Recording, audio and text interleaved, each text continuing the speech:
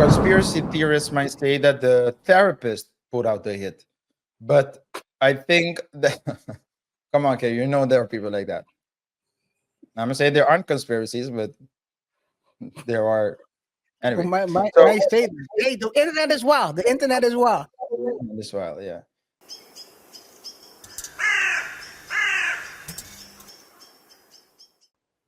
Yes, let's jump right into it. When Bun B testified about trauma from home invasion, let's go right into the video so we can take a look at what he had to say to the in court. She can't communicate. And I get so angry all again because she didn't deserve it. She didn't ask for this. She didn't ask for this. The next morning, she got out of bed and Fair use. went down to the kitchen. And I heard her scream. And I went down to see what was wrong. And she had her back turned. And she was crying. And I was like, what's wrong? What's wrong? She was like, I can't. She was just shaking furiously. I can't. I'm like, well, you can't. She's like, I can't look at those stairs. And it was from that point where we realized like she couldn't even be in that house. It is because, there are times where she gets closed off. She can't communicate. And I get so angry all again because she didn't deserve it. Yes, man, it's heartbreaking to see the man talking about his wife like that. The home invasion happened in 2019. The guy, which they showed with a tattoo around his ear, did a home invasion on Bumby, and the wife was basically traumatized after that, and they had to move. RJ. It's a very terrible thing. It's a very traumatic thing to experience something like that. I know, I know of a woman, I have to say, who suffered something similar in her home twice, and you just feel helpless. Well, in her case, it was even worse because it wasn't only the home invasion, but because she was there alone, Oh. the person went further. Mm. And so as a man as well, I can see the frustration I can hear it in Bunby's voice. And you can clearly see it in his whole demeanor, because as a man you're supposed to protect your wife, you're supposed to protect your woman, and in a situation like that you feel powerless, KR. You feel helpless because you want to do as much as possible to uh, um, protect your woman from a situation like that. And maybe he's done it throughout his life. He's a very well-known rapper, probably has a lot of ventures, and so he could provide for his wife, and allow them to live on a great standard. So you think, okay, I'm accomplished, I did my job, or I'm doing my job, and then something like this happened. It can really put a dent in your armor. And yeah, it's sad to see, man. It's very sad to see. Yeah, because I think you start questioning yourself as well, right? In that situation, like, am I the man I want to be? Can I protect my wife? Am I really the guy who for her, in a sense? Well, it might be that, but it can also be, maybe it's not that. It can be even worse. Maybe he's thinking, because I think he can rationalize, right? And he can rationalize and say, yeah, you know what, I did do, because, I mean, if you go into the story, you find out that he did more, right? So he didn't, there was a retaliation, let me put it like that. So it's not like he didn't do anything. It's not like he was helpless at the moment, but you still want to avoid it in the first place.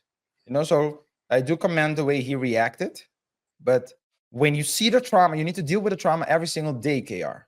every single day. You need to deal with the trauma. You need to see a traumatized wife, and then you might see her maybe have 2 3 good solid days, and you think, okay, she's over it, and on the fourth day she's back at it. Yep. And so I think what you might be thinking isn't necessarily whether or not I'm the right person or whether or not I can protect her, but perhaps whether or not you might be thinking whether or not she's thinking that I could have done more, Mm. and whether or not she trusts has trust in me to protect her in future instances. So um, and of course you can rationalize it all you want, you can rationalize it away, but a feeling is a feeling. You still need to deal with it. Yep. Yep.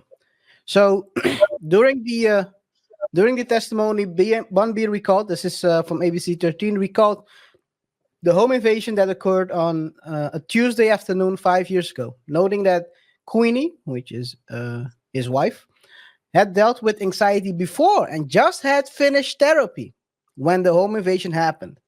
So that's crazy. That's crazy by itself. So you just finished out, you closed out basically a chapter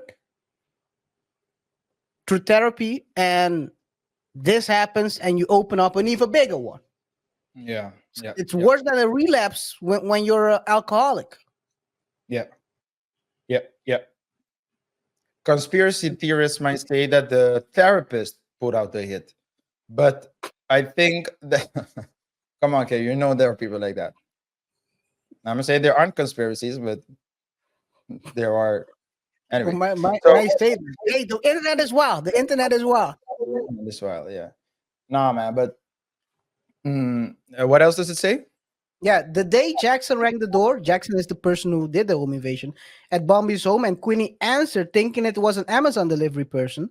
That's when Jackson, who was wearing a mask, forced his way into their home.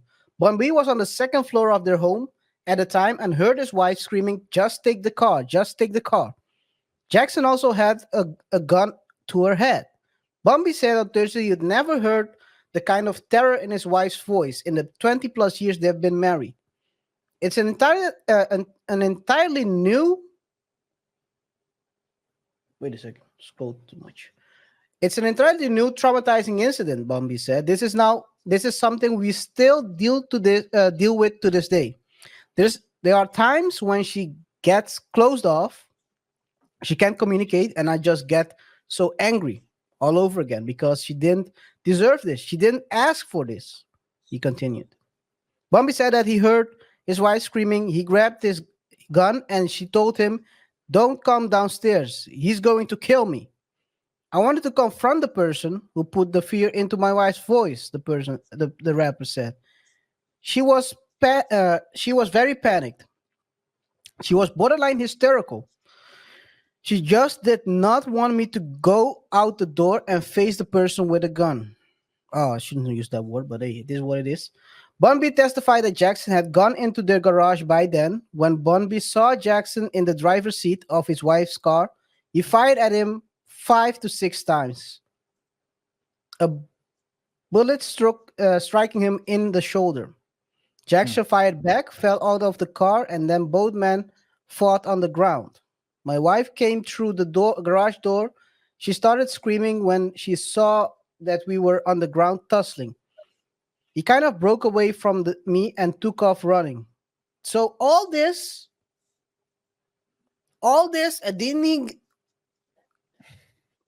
he didn't get anything out of it. Only the only person who was left with the marks were Bunby and his wife Queenie. What marks are you talking about? The scars. Emotional scars.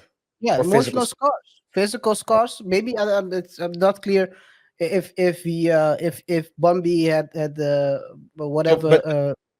But who caught a I think bullet in the Jackson shoulder? got. Jackson did. I think he did. Let me see what he says here. He says he grabbed his gun downstairs, shot at him.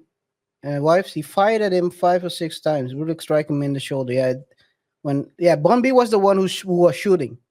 Jeez. He reeled that car with with bullets. Yeah.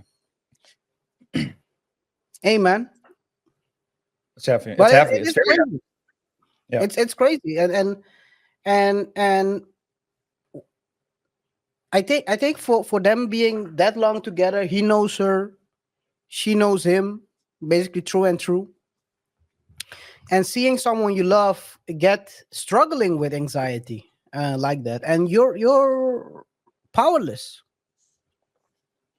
in that You are. case.